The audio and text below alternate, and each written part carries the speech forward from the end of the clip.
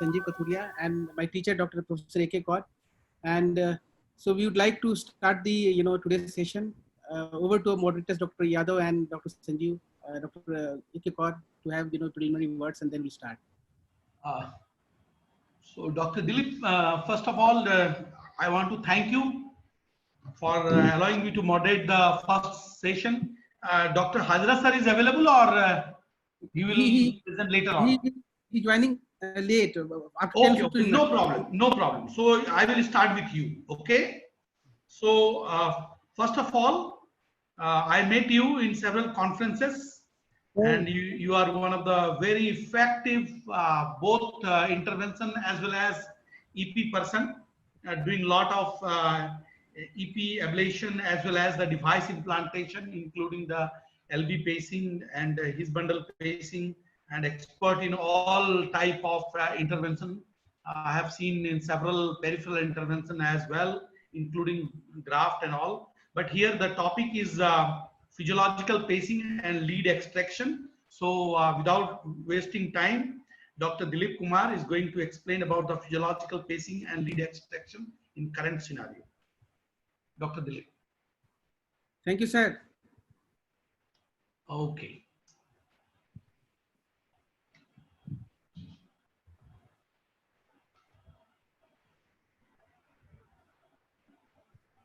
I think Anunay will join in with time.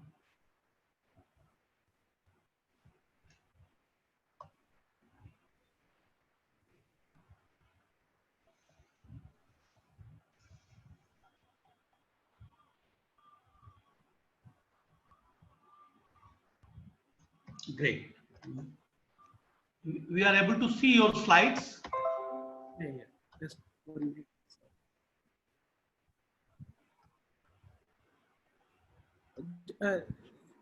Dr. Yadav, yes. Since the when I was preparing the slides, I came to know that this idea of physiological pacing and giving an overview, it will be too large, and I may not be able to justify with 2 presentations and 2 topics. So whenever you feel it's okay, I'm happy. There is a lead extraction maybe in some other time, yes. Or you go with the physiological pacing because it's a big topic itself. Very big topic. So let me begin. And physiological pacing and overview. This entire concept of physiological pacing is gaining more and more recognition, and now it's a practical entity, and many of the centers they are doing and with fantastic results, and future looks bright for this therapy. So starting from the anatomy, we all know that AV node lies in the triangular scope. That is, triangular structure between the coronary sinus opening, tendon of Tadaro, and the septal leaflet or tricuspid valve. And this from this AV node, the His, the His bundle originates, and it goes pierces the submembranous septum, and then goes to the left side. From there, the right bundle appears, and left bundle appears, and you can appreciate here, right bundle goes very anteriorly and superiorly, and then downwards, but left bundle goes down, and it divides into a thinner left anterior fascicle, and the thick posterior fascicle of the left bundle, which is which goes down in the septum. So when we talk about conduction system pacing, we have got these are the targets. Like His, you can appreciate the His target is very small area, that red dot. But when you target left bundle pacing, this is a large area, 3 to 4 centimeter area, where you can place your leads and you can get away with good physiological pacing with left bundle pacing. And this is a concept of longitudinal dissociation. Most of us, I think, we know that a right bundle branch block doesn't mean that there is a block in the right bundle.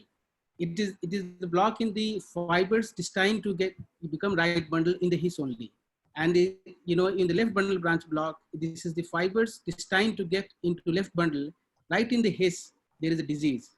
So invariably, when you pace mid and distal part of the His, you are going to take care of this disease, right bundle, left bundle, as well as the nodal blocks. So the target in His bundle is always mid and distal His, not in the proximal His. Then you can miss out when there is a problem in infranodal disease or bundle branch blocks. You will not recruit. This is again to emphasize the idea, how does it look like in the fluoro. So left is RO projection and the right one is the LO projection. You can appreciate the His and the left bundle. So left bundle is a larger area where you can target. 2, 3 the left bundle area, and P and B is the His bundle area where you target. So His bundle is a very small area, and that too is encased into a fibrous capsule. So the pacing output will be, the threshold will be higher, there will be sensing problems, and there are many problems which we'll discuss. But left bundle area, there is, it lies in the muscular structure, and there is not much of problem with the thresholds and the sensing. These are the toolkits for doing a left bundle and His bundle pacing, physiological pacing. So there is a 3830 lead, that is 4 French lumenless lead. I will describe it, in detail, in the next slide. And we have got a 315 sheath. That is the only sheath available to us. This is non-deflectable, pre-shaped sheath. So this is the lead, which has, created a lot of, enthusiasm and changed the way pacing was done. So this is the lumenless lead body, 1.4 millimeter, 4.1 French outer diameter. It has got a dual insulation. The outer coating is polyurethane, and the inner coating is PTFE and silicone. It is steroid diluting with, it has got a steroid diluting coating, and the tip to ring space is very important. You must know that it is 9 millimeter. So if your sheath is abutting the septum, and you are giving the contrast, and the screw is inside the septum, it means you are 9 millimeter inside the septum. So you can make out that if your septal thickness is around 11 millimeter, 10 millimeter, then if you go beyond, it will be going in left side. So this way you can make out how much you can go in. This is available in 59, 69, 74 centimeters length, but in India, it's available in only one length. And this is the sheath which ensures the placement of the 3830 lead inside the AV node, His and the left bundle area. C315 catheter has 2 curves. One is primary, one is secondary. And there are different deflectable curves which are not available to us. And the majority of the times we can do the procedure with this particular sheath. In case it is not reaching there, you can again make a right angle curve in the proximal area just before the primary curve, and you can do the procedure. So this is the implant technique. You can go subclavian, you can go cephalic origin, you can go axillary as per your will. And once you place inside, I will advise 2 punctures, not a single puncture, because with single puncture, if you do 2 wires and 2 sheets, there can be leads can have friction, and there can be chances of dislodgement. And while doing also, you can have problems. So 2 punctures, and I will advise a 7 French sheath, a vascular sheath, to be placed first, and then you have to take the C315 sheath. Otherwise, you can take it directly also. But the advantage of putting a 7 French sheath is, you can, if needed, you can take out this sheath, 315 sheath, you can flush it and you can reshape it and you can take it again. Otherwise, you have to exchange it over a wire, 035 wire. So once this sheath, 315 sheath, is near the tricuspid valve, then you make a clockwise turn and you go to an area where you have already demarcated with a kind of marker, catheter which is there, where you have mapped the His bundle. And once you are there, you take the lead down and put the connections, the black clip with the ring electrode of the lead, and the red one with the skin. So you get a unipolar connection attached. Even if you have not screwed it, just at the septum, at the desired area near His, you take this catheter, take this lead, give connection, and start mapping. So what you see is, one combination you can find that there is a large A and a V. This is not a correct place, because if you screw it at this place, you will have a lot of sensing problems, and when you pace, you will capture the atria as well. So idea is, you need to have signals like a small a medium size H, and a larger V. And at this place, you should start screwing and you start going in. So again, I will highlight this. This is not the right place. You can appreciate here a large A, small V. and maybe you can get a His deflection. So this is not the place. So this is the atrial side. And here again, it is very clear. We should be at least 2 times of atrial signals, and you should have a good His. So this is the place where you should start screwing and should start going in. And once you go in and you're okay, then you start threshold testing. And threshold testing in His, we keep the pulse width as 1 millisecond, unlike in normal pacing where we keep it at 0.4 to 0.5 millisecond. So this is very important. When you check the threshold in His position, you have to keep the pulse width as 1 millisecond, and you start decrementing to 5 volt. And once you come down, you will find that from non-selective to selective pacing happens.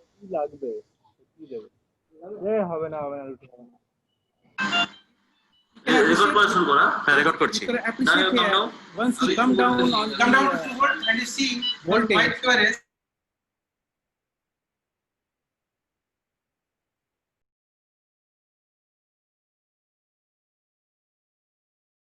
So you just saw that how the QRS changed from wide to narrow. I will run it again. Now you come down. Come down to 2 volt and you see from wide QRS it is becoming narrow QRS. This is complete change. Even lead to a LVP.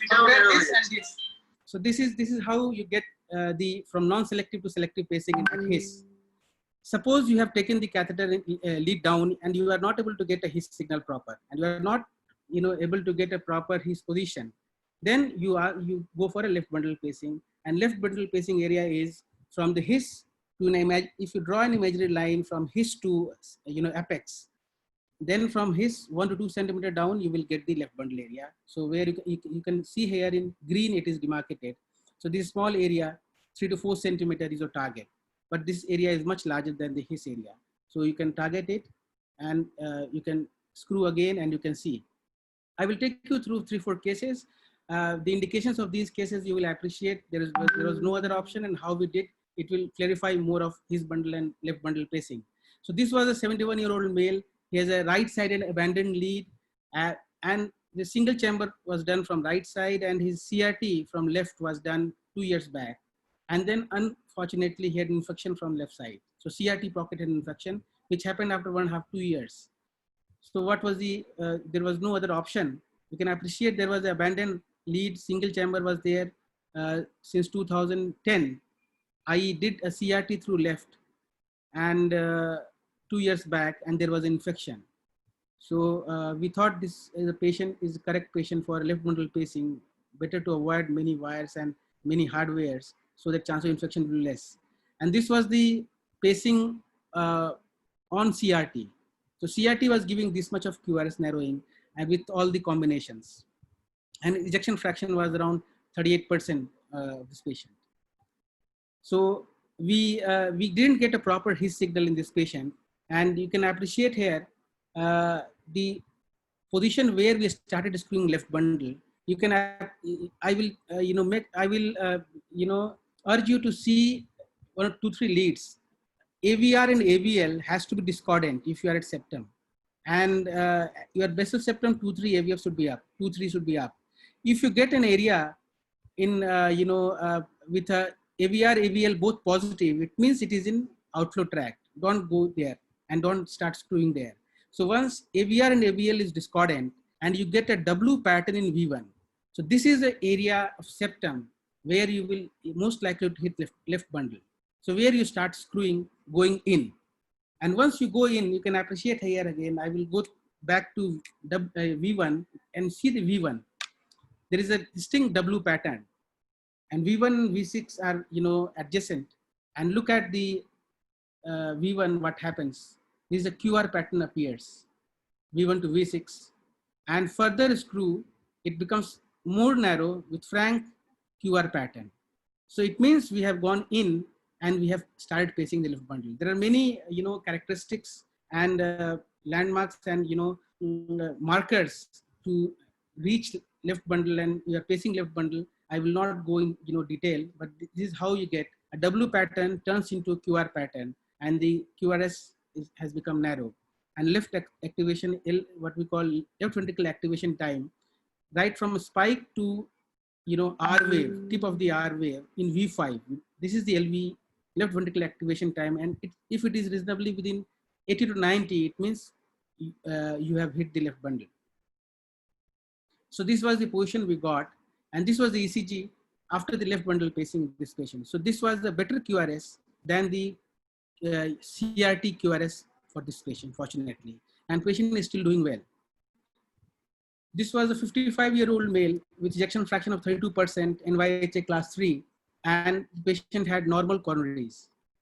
This was the left bundle ECG, and to our surprise, when we started CRT, this patient, right from the beginning, when we took the sheath in, the tip of the sheath was compressed and it was not looking properly opened up, and a normal sheath. And then we took a balloon down because lead was not going down. I was not able to suck any blood from there. So I was hesitant in giving contrast. The balloon was going in, but lead was not going in. So I came down. You see, lead was not going in, and we found that there is a CS dissection. So this patient needed a CRT and there's a CS dissection. So what was the option? So I went for a CRT from left bundle pacing this patient. And you can appreciate here, we got a nice position. And this was the QRS of this patient. From the beginning, the first QRS you can appreciate. This was the initial QRS. And after the left bundle pacing, we got this QRS of less than 100. So fantastic QRS, and patient is still doing well. His ejection fraction also improved to 42%. Third patient, a right bundle branch block, AF, 30% ejection fraction, normal coronaries. And you can appreciate the atrial fibrillation with right bundle branch block with 30% ejection fraction. Patient is symptomatic, NYHA class 3. So we know that CRT is not going to work there because it's a right bundle branch block. It's not unlike left bundle branch block. Still you can try with a CRT. But in this morphology, CRT is unlikely to work. This was the echo of the patient. You can appreciate the large dilated LV. So whether it was the AF-induced cardiomyopathy or maybe a cardiomyopathy and then a patient had AF, so it was not clear. So we could have gone for AF ablation, but we thought the patient's heart rate was always 40, 60, 80. So AF with slow ventricular rate was one of the finding in this patient. So we thought, let's go with the optimized CRT, and you can appreciate the right ventricle lead, the left bundle lead, and the coronary sinus lead. We did not get a proper position in the postlateral vein. So we went through the mid cardiac vein and went up, and this was the ECG. There was no atrial lead. You can appreciate there is no atrial lead here. So we had only 3 leads. One is his. So his goes to, or left bundle, which goes to atrial port, and then the 2 leads goes to RA and RV and LV. So we required a CRT device, not a CRT device. And this was the ECG which we got. And we did AV junction ablation at the same time. And this is the pacing at 90. So it is also, one should know that once we do a AV junction, AV node ablation, we need to pace the heart at 90 for at least 3 months. And you can appreciate here the patient getting paced at 90 heart rate from optimized CRT. So this is a left bundle optimized CRT, and QRS is something around 85, 80, less than 100. So it was a wonderful result. Patient is still doing well. We did it 2 months back. And final, one of the final case, which I'm showing, 64-year-old recurrent syncope and left bundle branch block with intermittent CHB, normal coronaries of 42%. This is the ECG. What would you, like to do? As 42% ejection fraction, intermittent CHB, would you like to go for a directly CRT or a dual chamber or physiological pacing? We opted for physiological pacing to this patient, and you can appreciate here such a great narrowing of the QRS with memory T waves. And this is the beauty of physiological pacing. You get such a narrow QRS, absolutely wonderful for the eyes. And this was the position. So having discussed these lot of cases, what I have encountered in my 30 cases till now we have done at our medical hospital, when the right atrium and right ventricle is enlarged, then it is difficult to have a one sheath morphology to reach to his bundle and the left bundle. So in this situation, you can use a sheath inside sheath. So this is the MB2 sheath, and from inside this MB2 sheath, you can take C315 sheath, and then it will be easier to reach at the desired site, and you can do a pacing. What are the limitations of his bundle? Why left bundle pacing is getting more and more attractive and more handy, and people are moving towards left bundle. So these are the reasons. Failure to implant in his bundle is there in 10 to 15% patients, and it is always, most of the times, a little high threshold is there. When there is an infrahisian block, it's a problematic. Tricuspid valve involvement can happen because you have to go a little higher than left bundle. Inability to fix his bundle lead because the fibrous structure you have to pierce. Then you have to, there is a subacute increase in pressing threshold. There can be atrial, oversensing, atrial capture can happen, injury to his bundle can happen, transient HV block can happen. So these are the reasons and problems because of which we are moving towards more and more left bundle pacing from his.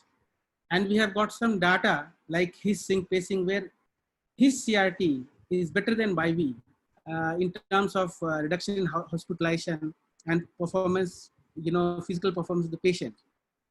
So heart failure hospitalization is less, mortality outcome is less. And this is a pilot study by Dr. Vijay Raghavan and Dr. Parikshit, 765 patients, his bundle versus the right ventricle pacing. And we appreciate when there was more than 40% of ventricle pacing was required, it gives significantly different mortality and reduction in the primary events to patient. So all comers, ventricle pace, you require more and more, the curve diverges more and more. These are the problems with the initial studies, but nowadays lead revisions have become less. In their second series, patients of more than 900, they have reported lead revisions of less than 5%. So finally, these are the indications.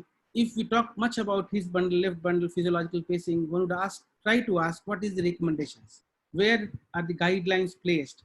And this is the 2018 ACCHA HRS guideline, which says that in patients with atrioventricular block who have an indication for permanent pacing with LV ejection fraction between 36% and 50% and are expected to require ventricular pacing more than 40% of the time, it's reasonable to choose pacing methods that maintain physiological ventricular activation. Means you can go with CRT or his bundle pacing, and this is 36 to 50%. So it's not initial, the previous recommendation more than something around 40-45%, is 36 to 50% ejection fraction. And this is a class 2 indication, and class 2B indication also they have kept that in patients with AV block at the level of the anteroventricular node who have an indication for permanent pacing, his bundle pacing may be considered to maintain physiological ventricular activation. So in nutshell, I will finish my presentation with this particular slide. So what I looked at the future, what should be the idea and where we'll be going. And so my idea, and this is not my idea, but it's Dr. Vijay Raghavan's idea. And I can second and echo this idea. And let me present this. They say that indication for ventricular pacing, then you go for a his bundle pacing, try his bundle pacing. If you get a threshold more than 1.5 volt, then leave this idea. At the same time, look for left bundle branch, come down, go for left bundle branch placing. If you are able to do a left bundle branch placing, come out. Suppose if you are unable to do a left bundle branch placing, then what you do is if ejection fraction is more than 50%, do a normal right ventricle pacing, what we do nowadays, earlier. And if the ejection fraction is less than 50%, even if it's 48%, 45%, don't leave it like that, go for a biventricular pacing. So this is the pathway and the future strategy for pacing, which has been advocated by the experts of physiological pacing. As the initial adopter of this physiological pacing, I totally agree, and this I feel that this should be the future for all of us as well. So we need to hone our skills in this his bundle and left bundle pacing if we need to, if we have to catch up with the entire world. Thank you so much for the patient care.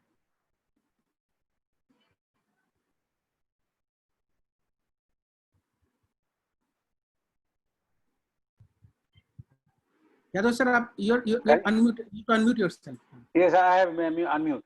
And now, can you hear me? Yes, sir. I can hear you, sir. Acha. Dilip, I have got two questions. Yes, now, during threshold testing, you said that the pulse duration should be 1 millisecond, but the usual trend for right ventricular pacing is 0.5 millisecond.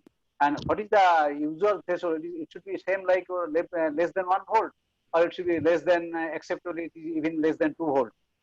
Sir, up to 1.5 volt we accept. 1.5 volt at 1 millisecond pulse width we accept. 1.5, not 1. No, not 1. And that is pulse width is also higher, 1 millisecond. So unlike that is it. Okay. And then second thing is that left bundle branch pacing. So if you consider all the physiological drawbacks from RV pacing or by ventricular pacing, always left bundle branch pacing is preferable. Always, there is no doubt about that. Now, as because there is a leadless pacing, because you see the problems for the lead is always there. Okay. Now, can it be possible or feasible that leadless LBB pacing? Definitely, it should be feasible.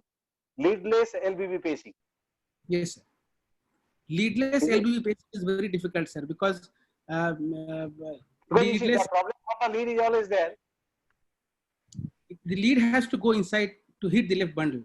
So with this leadless pacing, we don't go inside the septum, sir. No, that leadless pacing you have to position that position of attaching that micro tip from the leadless pacing into the left bundle. Into the ventricular septum near the left bundle. Is it feasible in sir, future? Yes, sir. Yes, sir. This is feasible, but not at the present moment. Yes, at this moment technology is not there, but yes. I think in future we have to think about that. Actually, the lead which is available at the present moment for like Micra and NanoSteam from St. Jude, they like Micra don't have, they have a hook, they have no screw, okay? Whereas NanoSteam has a screw, but that is not penetrable enough to reach the left bundle into the septum. Okay. So NanoSteam still didn't come, but they have a screw and helix. But that cannot penetrate to reach up to the septum towards the left bundle side. That is the region. At the present moment is not available, that facilities, but definitely in long term, you might get left bundle pacing with the Micra-like device or NanoSteam-like device. Okay, thank you.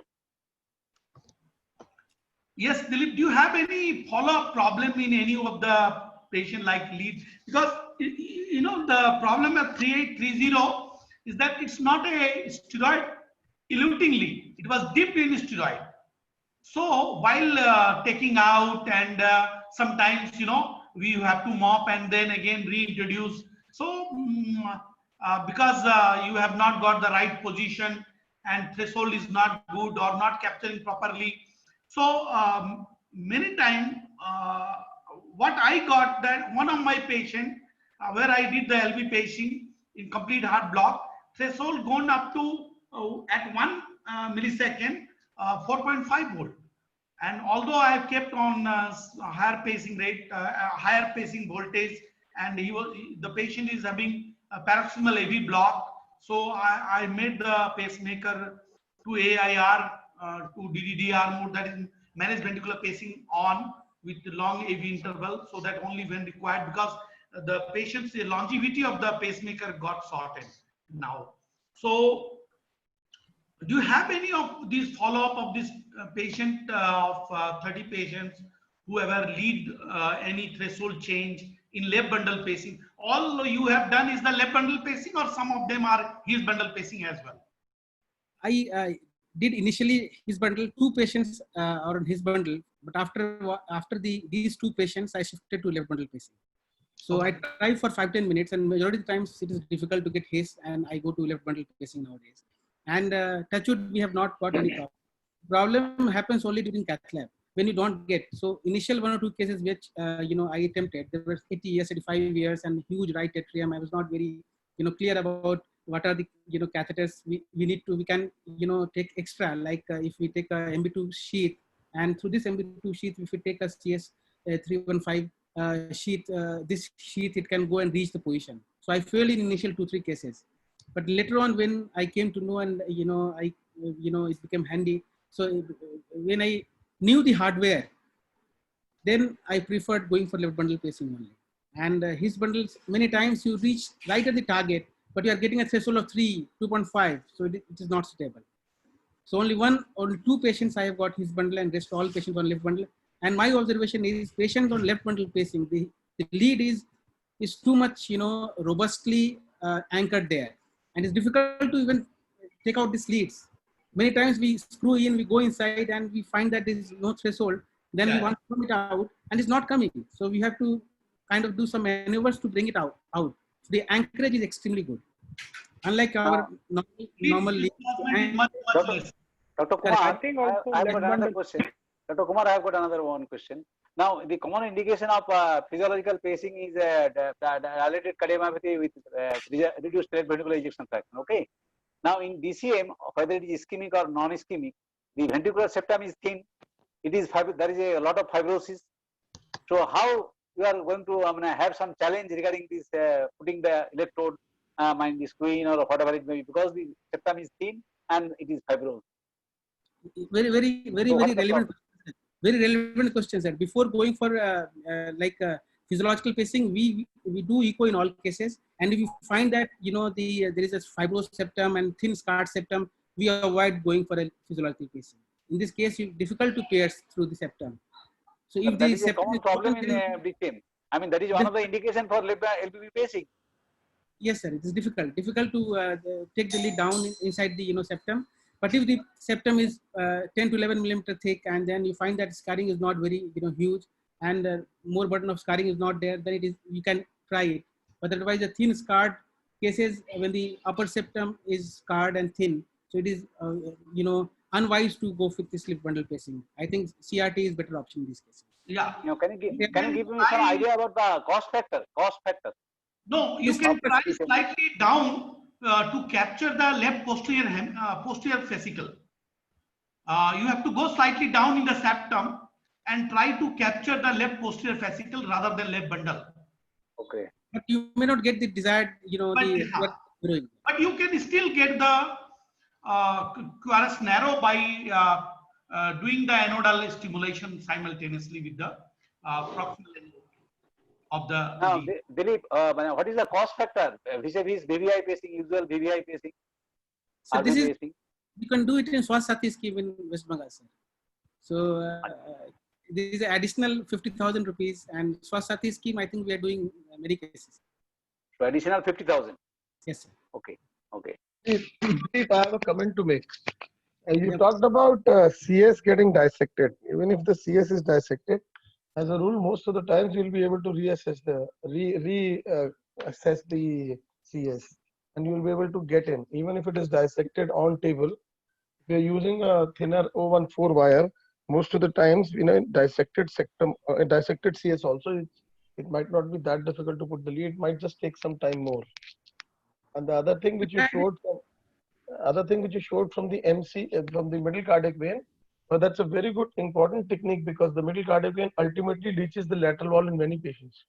In case you have posterolateral wall, which you are not able to catch because of a stenosis or because of a bend, they're going to the middle cardiac vein and reaching the lateral wall of LV is an established technique, because most of the time this middle cardiac vein goes and reaches till the lateral wall of the posterolateral vein from which you are reaching from the upper end.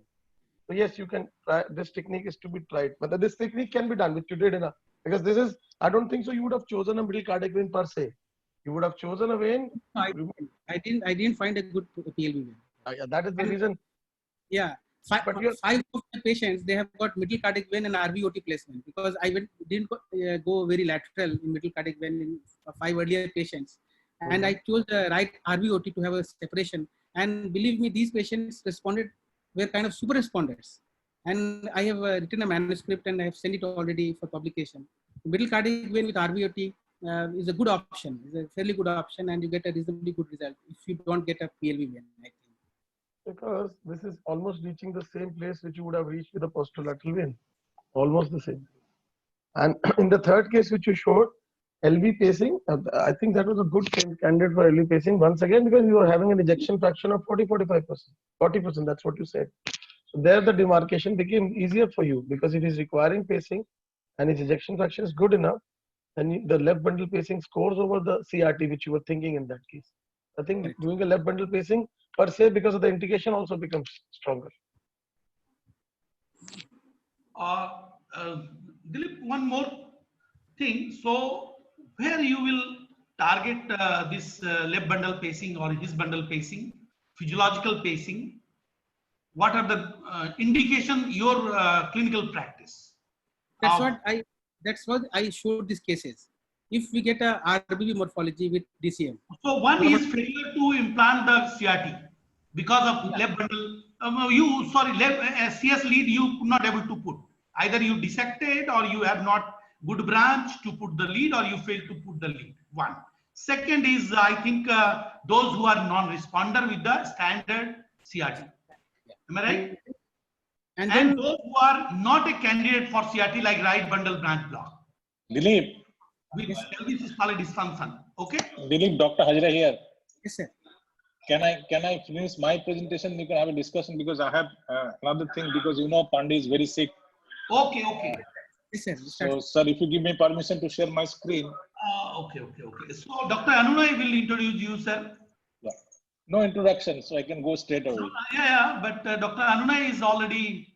Okay. He's there. Dr. Anunoy is there. He's muted. Give me the right to share my screen. For introduction, Dr. Anunoy, can you unmute yourself? Hello, sir. Okay. Introduce Dr. Hajra, sir. Yeah, Doctor.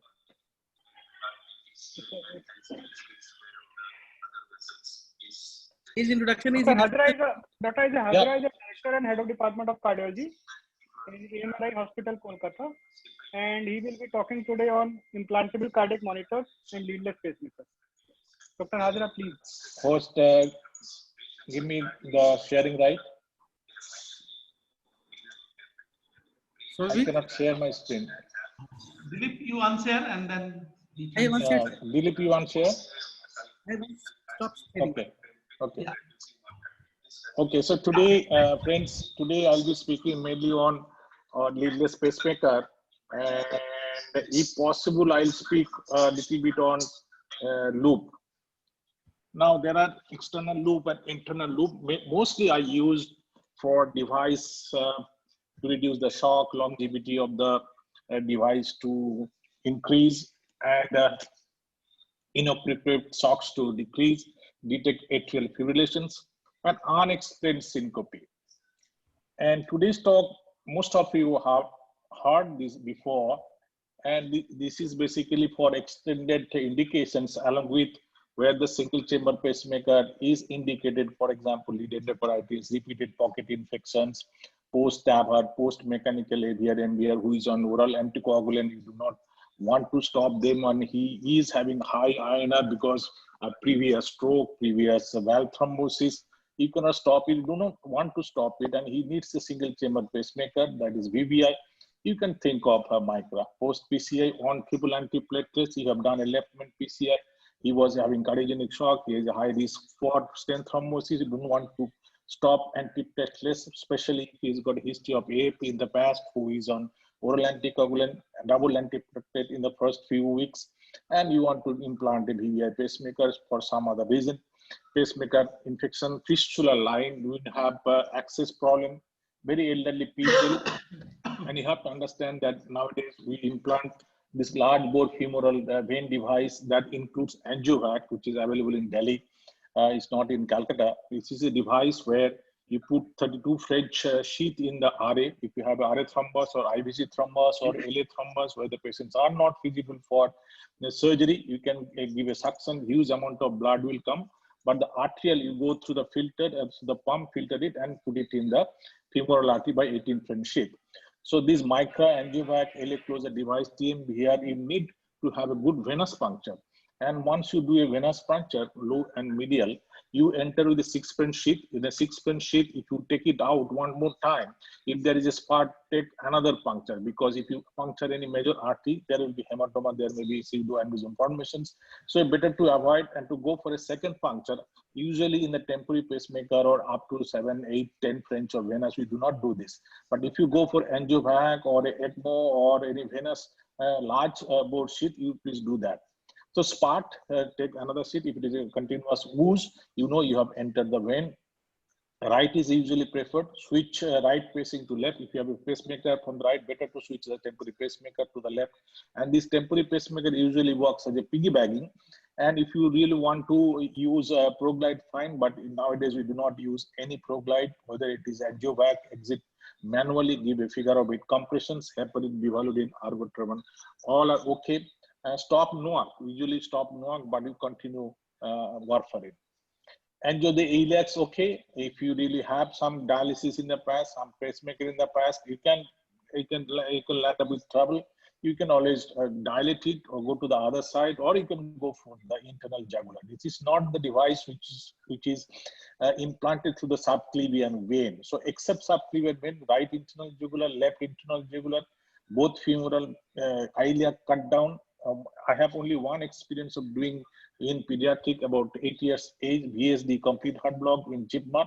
This lady had 6 pacemakers, 6 infection. That was the young lady, young girl of 8 years, 15 kg weight, with the second pacemaker in the world to have Micra. Dilator, Micra dilator is the best dilator for any difficult lesions in the iliacs. It can be dilated gradually, sequentially, but if you don't want to use too many dilators, on super stiff wire, one dilator is good enough, especially in female and loose skin tissue. Tortuous calcified, you can use body wire, 2-3 wires, some plaza wire, Lundaquist wire, or any body catheter we also can keep as a temporary wire on the same side. The temporary wire will also work as a body wire in case of tortuosity.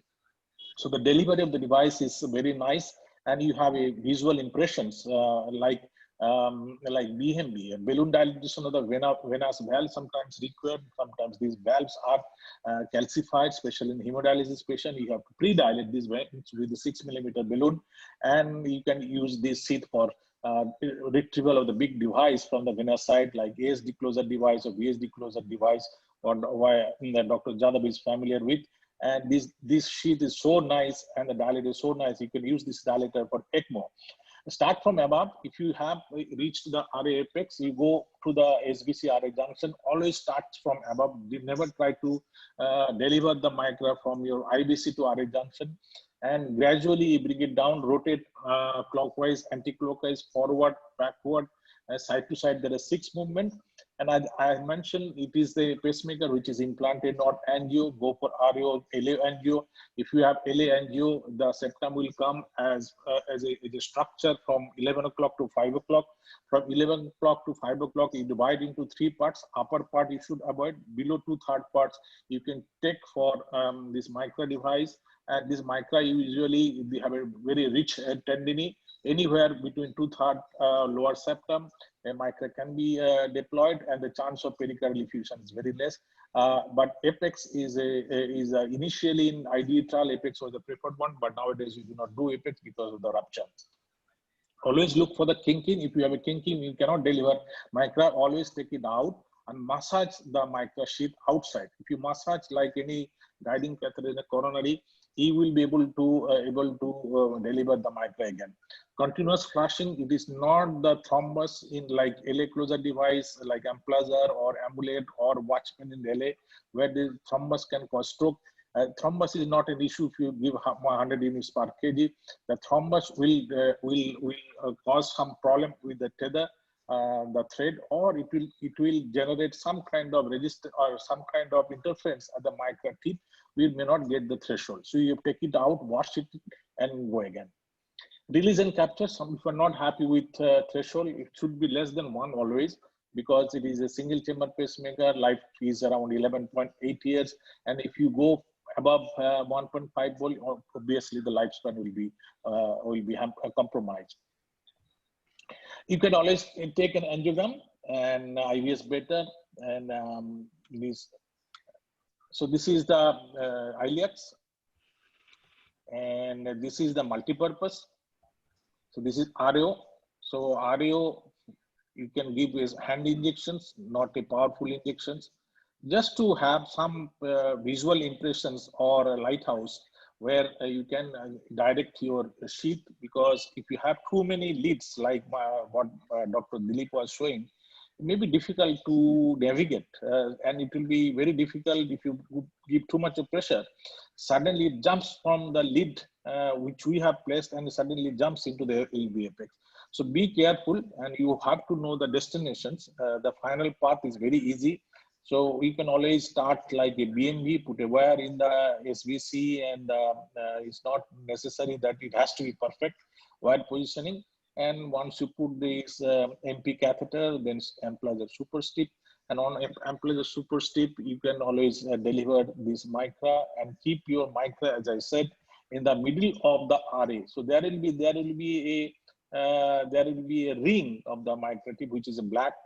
And on fast you can see, or on the side you can see. So this tip ring should be at the junction of middle third and the lower third. So obviously, if you push a little bit up, you can pull it down. But do not try to once you remove the dial, do not try to push from IVC to adjust your position in the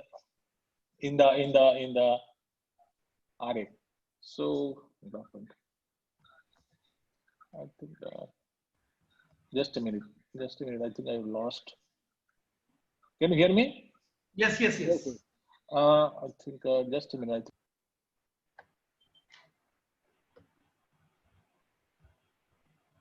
Just a minute, sir. No problem. Take your time, sir. I think I lost my PPT, no? No. Sorry. Just a minute. Sorry.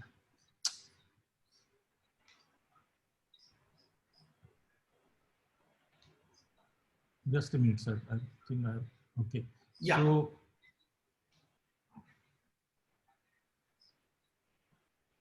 So once you're happy with the position, you can go to the directly into apex in the RO, or if you're not happy with your position, you can always pull. I mean, never push. So always pull it back towards the tricuspid valve ring or middle of the RV. Then you have too many fields to go. So your destination is on the right. You can go up, you can go below. So always try to rotate clockwise or anti-clockwise. And once you are happy with your position, give small injection, hand injections. And once you see this lot of Cody, you can make a swan necking. And once you make a swan necking, it should not be kinked, should not, should not perforate the whole heart. And once you're happy with the force, you maintain that force and you deliver the micra. So once you deliver the micra, you pull out this whole device slowly. There is a cup, it's a plastic cup, and always try to keep this cup in the middle of the RV, so that if you're not able to get a good threshold, you can always recapture. If you put it in the RA, it is always difficult to go again with the cup. The cup will get distorted. Cup tip is very soft and very tender, will get distorted, broken. But anyway, if you have pulled the whole thing into the RA, and if you just pull the string is so good, it will tether away, it will pull out the whole micra. But only thing, you have to reload in the RA, and the whole same procedure of going in and out has to be done again. So once you have these, then see these tines on 50 frames and bigger screen. And once you have this thing, then you can go for implantation. If you're not happy, go to this septum, and this septum 11 o'clock, 5 o'clock is very important for LVB pacing, for micra pacing, for his bundle pacing. So you understand the septum, and we have this 90-degree angle, and you just release there, it stays there for you. So with that note, I'd like to thank for kind listening. ILR I will not discuss because it's very simple. Sir, Hazra sir, What you said? Can you show the handle manipulation for deployment and release of micra, so that many people do not, they want to know the handle of micra delivery system. Yeah. How you will flex and then rotate and then unlock and then deliver the device by the another key, upper key. If you have it, it's okay. What was the question, sir? Handle, the micro delivery handle, Yeah. where you have 3 knobs, Yeah, one yeah. for flexing, another for your release, and another unlock. Yeah, And then cut the your thread. thread. Yeah. And because many people wants to do it. Yeah, there are 3 things. One is a break. So once you have a break, you have to release the break. So that is first step. Then you have 50% release. Then you Do you have a handle photo? No, sir, I don't have. Okay. No problem, no problem. It's okay. 50% release with your knob, then 50% pull out. Yeah. So gradually you release 50%, and then another 50% gradually. Pull it out, yes. Once hook is hold the, and at least 2 hooks should be Yes. hold the your ear, because it's not a screw, it's a hook. And you can go for a plug. I mean, pull and I mean, this is called Minnesota plug. Yeah. Sir, I have few questions. Like, do you have any immobilization of the device? You needed Not never. Out of 70 cases, I do not have a single one. any perforation of the heart? Not a single one. Oh, that's great. Means 0 complication rate. Any long-term complication like later on embolization or capture failure or threshold rise? No. I have my threshold 90% one attempt, and then 90% more or less than 0.3, 0.2, 0.3 sometimes. 10% around 1, but more than 1 never accepted anything. What is about the Minerva 2 trial? What you think that this VDD type of pacing atrial sensing by using accelerometer in the micra? We will hear the good news very soon from India, from Calcutta. Yeah, because this then you can pay atrial sensitive ventricular pacing you can do with the same micra device by using accelerometer inside the micra. Yes. Am I right? Yes, sir. Yes, sir. When is it going to launch in India? Any idea, Hajar sir? No, it is introduced in the UK. Europe, it is available, and one of my friends has used it there.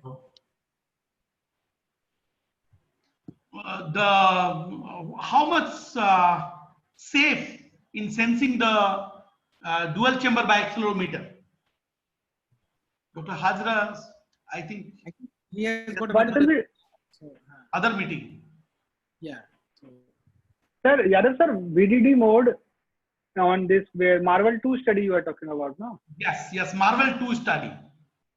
That they have used the accelerometer inside the micra, and that senses the atrial depolarization, contraction by accelerometer, and then paces the ventricle. So it's a VDD dual chamber. Marvel 2 study. Yes. What about this unique meeting? The Abbott's and NCD meeting, but Medtronic guys also are there. Saptarshi is there. I think Saptarshi, you can unmute yourself and tell us regarding the micra VDD. When is it coming market? Saptarshi.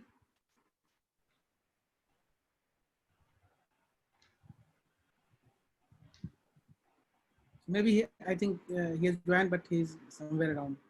No problem. Dilip, Anyone who has experience, because sir, the trial used 75 patients. Dilip, can I ask one question? Yes, sir. Yes, sir. Now, because Dr. Hajra has left, na? Yes, sir. He has left for some other meeting, isn't it? Or sir, yes. That's why he has to. Okay. Now, relatively, it is a larger device than a pacing lead. Okay. So, is there any chance of thrombus formation or infective endocarditis? And is there any incidence, known incidence of infective endocarditis in a micra device? I'm talking about the micra device and thrombus formation. Yes. Because it is a relatively larger device in comparison to a pacing lead. I don't know a report of this infective endocarditis on the micra, because while putting micra, you have to be pure sterility during the procedure. Otherwise, definitely there is a risk of infective endocarditis on the micra or thrombus formation. I am not aware of it. But embolization, perforation, all these are. That is known. That is known. There is no Is there- infection in micra in the series presented till now in the literature. There is no such case reports are there, sir. So this is one thing which goes in favor of micra, that chance of lead endocarditis, chance of infection is less. Any role of low dose aspirin after putting this micra? Any role of low dose aspirin? No. There is no recommendation. Don't give any aspirin. But those patients who are like atrial fibrillation with complete heart block, there you have that indication is there. Okay. Because the indication of micra is very niche. If you have to use as a single chamber VVI pacemaker, so those are indications like atrial fibrillation, complete heart block, atrial fibrillation with marked bradycardia. There, or the patient is having multiple access thrombosis, or you have no venous access, or multiple site infections. I have one patient where right, left, abdominal, every side got infected. Definitely micra is the answer. And then another question is that immediate retrieval is quite easy. I mean, but the thing is that after long term, after follow-up or during follow-up after 2 years or 3 years or 4 years, when there is some amount of fibrosis, how difficult it is to retrieve the device? No, people have retrieved the device, say battery gone down because of this device is quite, I think, introduced 8-9 years back. So now there is a chance of you have to replace it.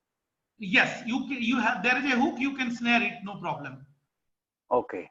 Because it's a hook, it's not a screw. So you have the hook get gradually fibrosed. It entrap the your what is called Chordae tendineae.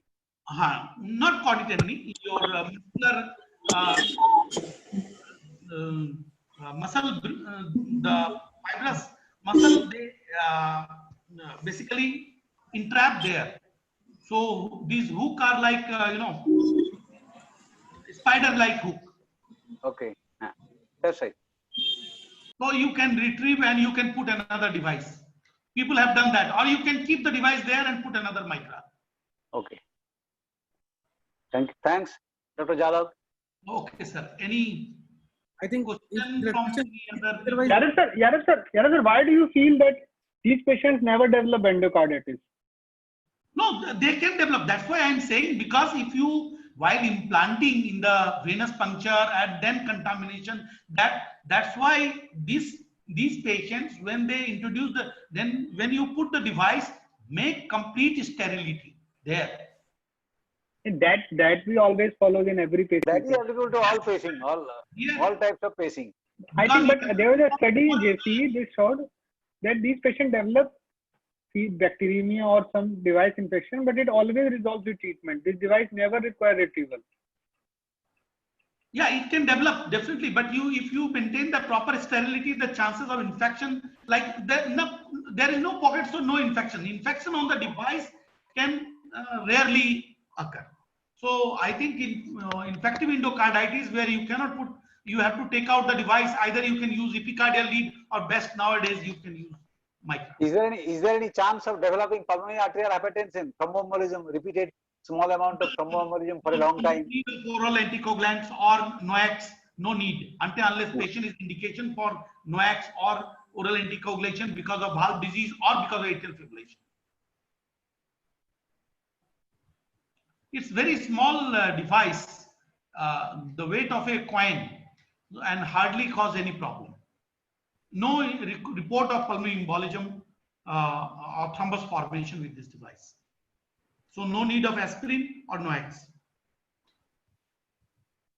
Yadav boss, I think we can have a last comments from you, Dr. Kaur, Anunay, and Sanjeev boss, and then we can wrap it up. And I think the series of webinars have been really successful. They have taught us immensely, and this was extremely educative for all of us. So we'll start from Dr. Anunay. Anunay, please. Yes, sir. Yes, Dilip sir and Yadav sir and Kuturia boss. It was really a pleasure. Over last 2-3 months, we attended all the sessions and learned so much from all of you. Many things we knew, but we never practiced. And for example, your cases, then Dr. Devbrata, Vera, and Suchit class, these all were very good. So for today's, I think left bundle branch pacing will become default pacing after 2-3 years. I think Over the time. more delivery system and more varieties of lead will come. Boston are bringing a new lead as well as the delivery system. Then another is the Biotronic. They are also they have also developed this his bundle and left bundle pacing device delivery system as well as the lead.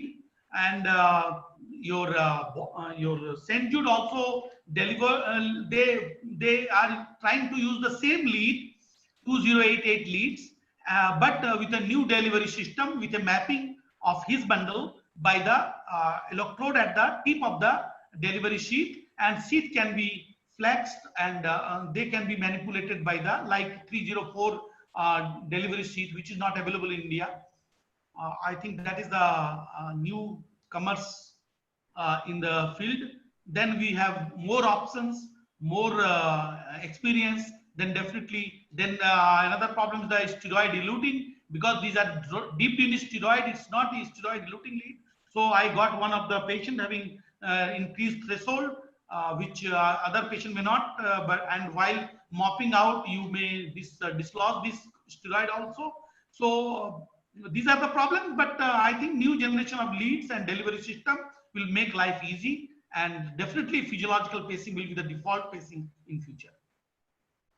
Thank you so much. And I think it's time to conclude.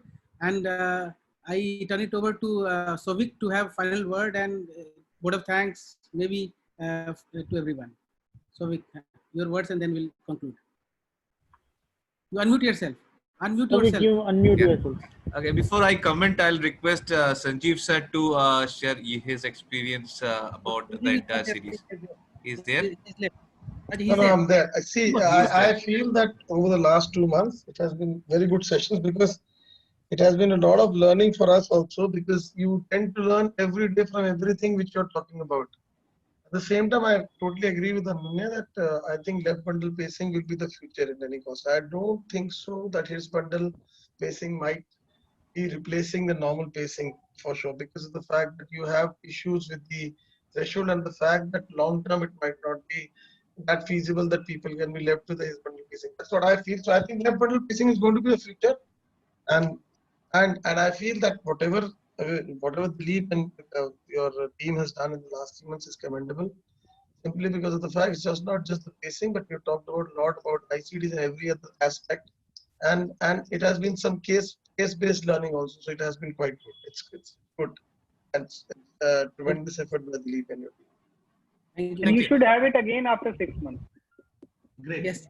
Yeah, of course, that gives us the encouragement. And yes, sir, Dr. Sanjeev sir, we actually took it up when Dr. Dilip said as a course director, we should go ahead with this program as a series and not just an individual program. And when we initiated this, the entire series, the thought of continuing program after program with a connection to each other was the main objective, and we could perform it so well.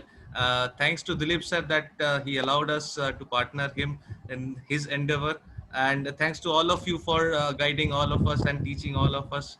And the most important thing after the entire series is we learned a lot, and we are eager to learn again, sir. So as Dr. Anunay said, in 6 months time we are coming back, maybe before that, sir.